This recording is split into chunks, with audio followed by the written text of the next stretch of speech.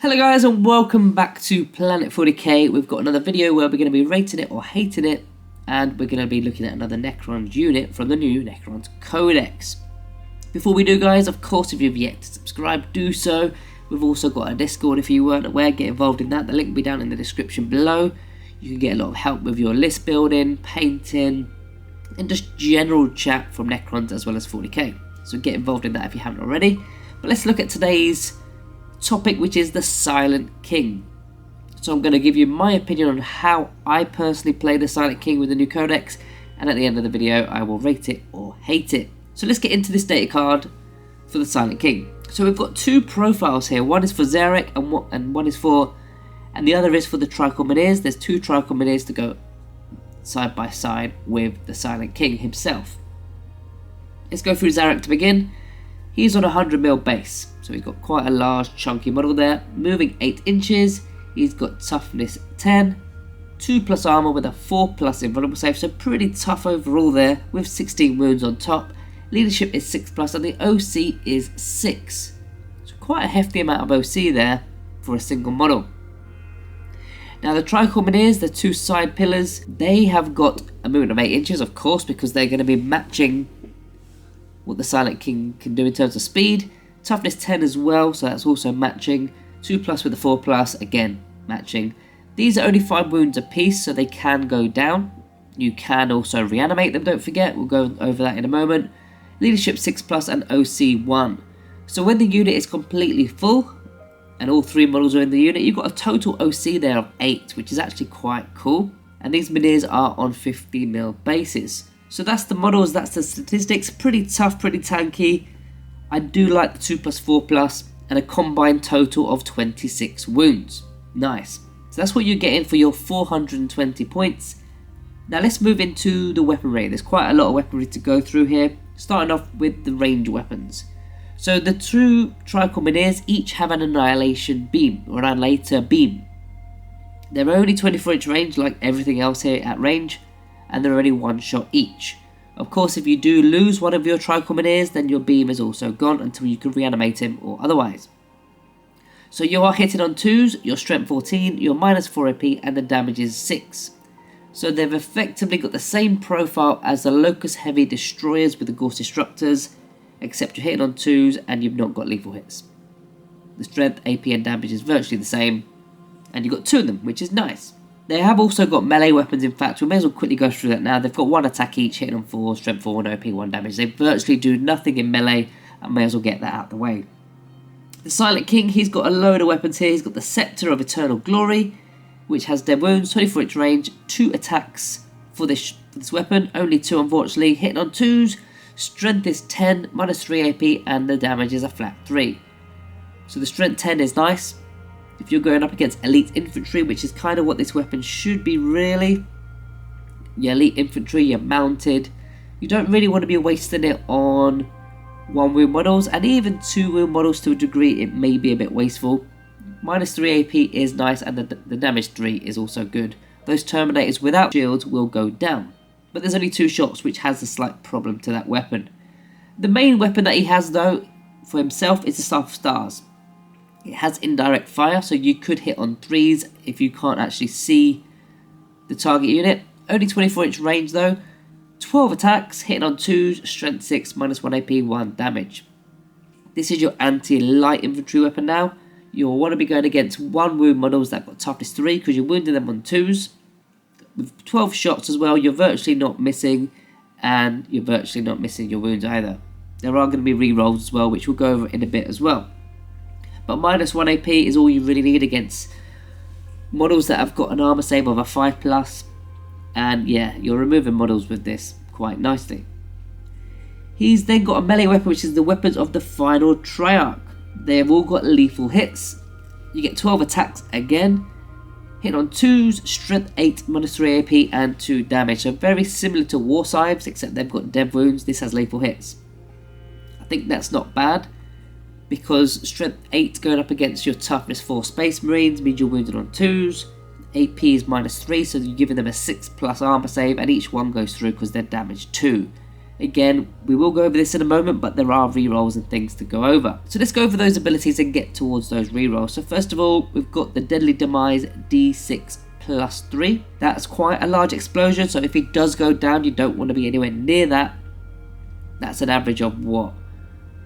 7 mortal wounds on all your units. That could be absolutely disgusting. So make sure if he does go down, you don't roll a 6 for him. It's only going to happen, it's only going to apply to Zarek only. It's not going to apply to the Tricomaneers, so don't worry too much when they go down. And your faction abilities, your reanimation protocol, so if they do go down, you can be bringing them back. Voice of the Triarch is his main ability, so at the start of the battle round, so it's the battle round, not the start of your turn. So if you go first, then it's fine. If you go second, you've got to remember it in your opponent's turn, and you've got to kind of plan ahead. So if you've got the Silent King in your list, ideally you want to go first, so you've got a better judgment on which one of these abilities to select from, although one of them is probably better than the others. So at the start of the battle round, you select one of these abilities until the next battle round. So you've got Fair of Stars, which is an aura, but they're all auras. Necron units within 6 inches of Zarek, they get to reroll hit rolls of a 1 and win rolls of a 1, so that will include this unit as well, which means he's virtually not missing. He's hitting on 2s, rerolling, and a lot of the time you are wounded on 2s, rerolling. But this now applies to any Necron unit within 6 inches. We'll talk about a bit of synergy in a moment when we go over key detachment, but that could be relating to a lot of different units there. The second one is the Fair of Blades.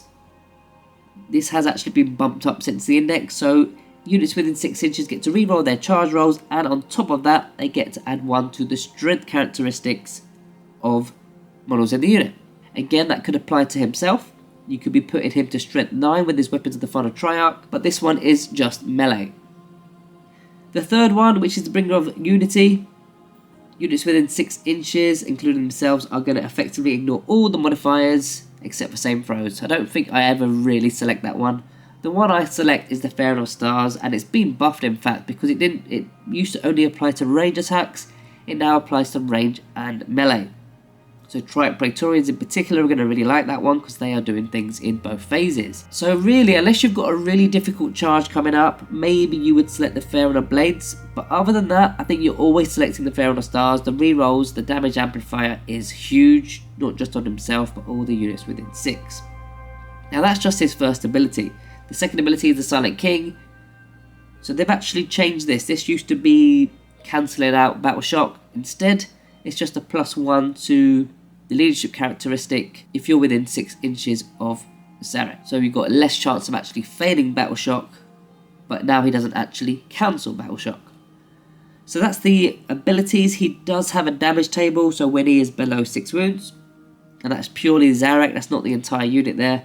It's a -1 to the hit roll. He must be your Warlord if he is included in your list, not a problem.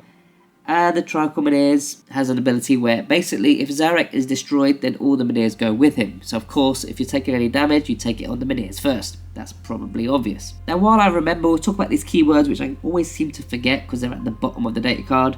It's a vehicle that will interact with some stratagems. It's a character, although it is an epic hero.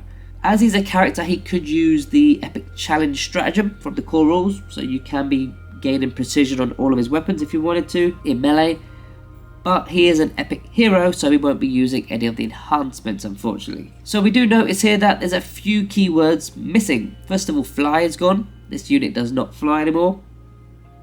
But also, more importantly, he does not have the Overlord keyword, which is really strange because, of course, one of the detachments, which is the Obeisance Phalanx, isn't going to relate to the Silent King without the Overlord keyword. So that may get FAQ'd. We may see an errata at the end of January for that. We're not sure. But at this moment in time, that is not the case. He does not have it.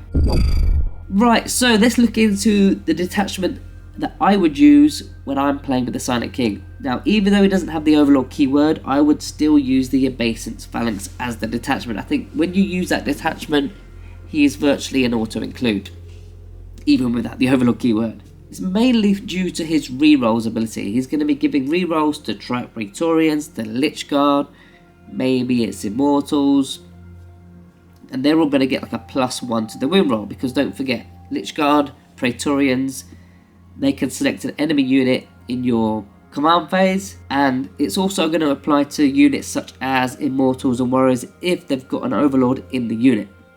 So maybe if you've got the Translocation Orbed Overlord with some Immortals or the Chronomancer, and they've got the Tesla Carbines maybe, that rule will apply to them, the +1 to the wound roll. And they're already re-rolling all the wounds as well, don't forget, because of their ability. So there's lots of little synergy you can do with just Immortals that you wouldn't normally expect to do, because they're not Triarch Praetorians or Lich Guard. I think Triarch Praetorians are a go-to for this detachment because they've got two different phases where they're throwing out offense.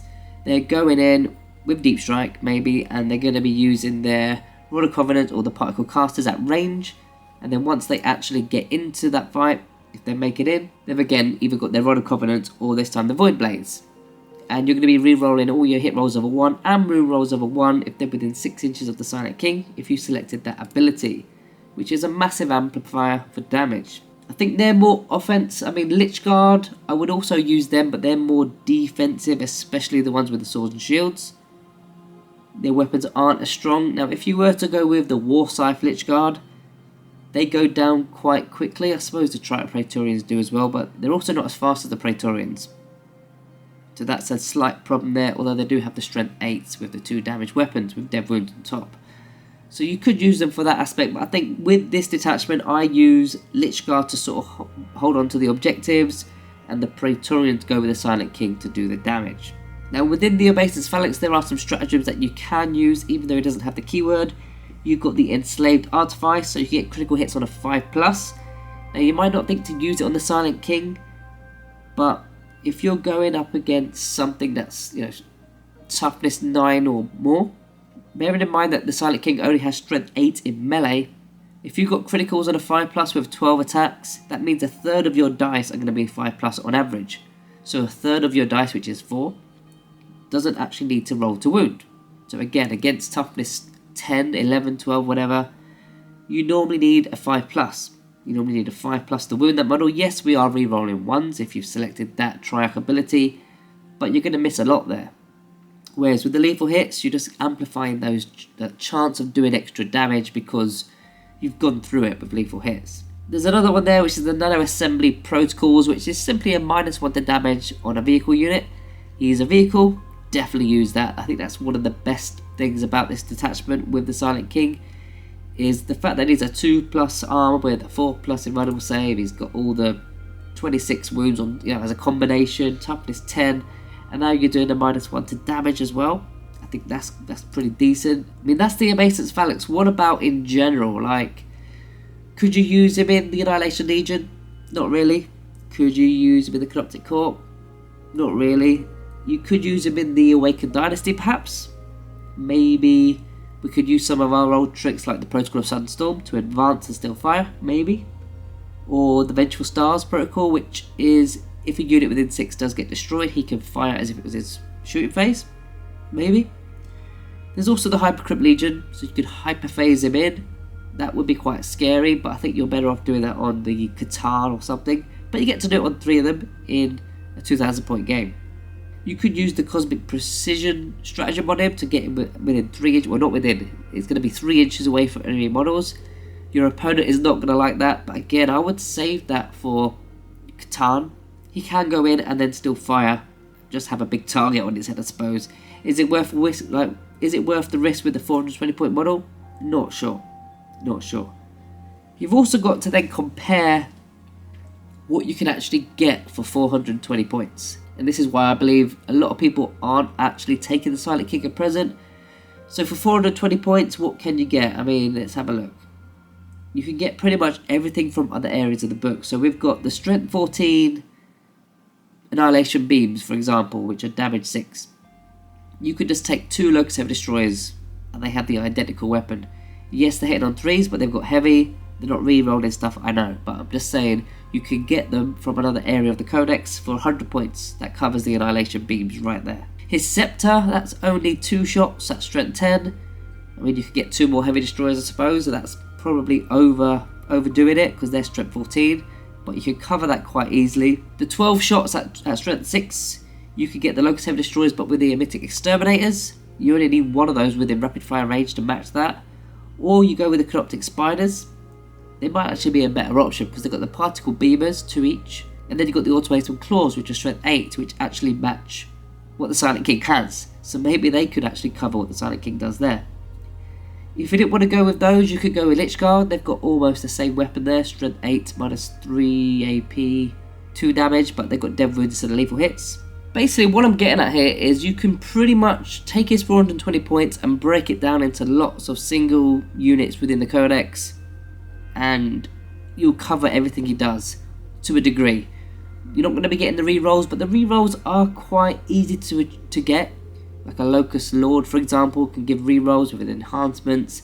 There's lots of different ways of getting rerolls, but I would rather break down the points into separate units because that's going to interact with, first of all, your deployment drops. If you've got 1 unit to drop, or you've got less units to drop overall, your opponent is going to know where you've dropped them, because you're going to finish your drops early, and they're going to be like, right, now I've saved all the big hitters to then drop last, and they'll see exactly where you're positioned. Whereas if you've got lots of units, you're now playing the game, the deployment game. Where is your opponent going to drop? Who's going to drop first with certain things? Second of all, it's going to relate to your primaries, because if you've got multiple units that are spread out over the 420 points, you can now cover multiple objectives for your primaries. Third of all, your secondaries as well. I mean, the Silent King can only do so much with secondaries. If he's doing engaging or front, he can only do that 1 quarter on his own. He can't be doing all the other quarters. Whereas if you've got multiple units split within the 420 points, maybe you cover all 4 quarters. It could be investigate signal. Again, he can't do that on his own. He could do some things on his own, but some things actually require you to not charge or shoot. Again, you don't want to be doing that with the Silent King. If you've got 1 single unit that you've split off with his points, they could do it instead. There's also the anti-deep strike or anti-denial of space.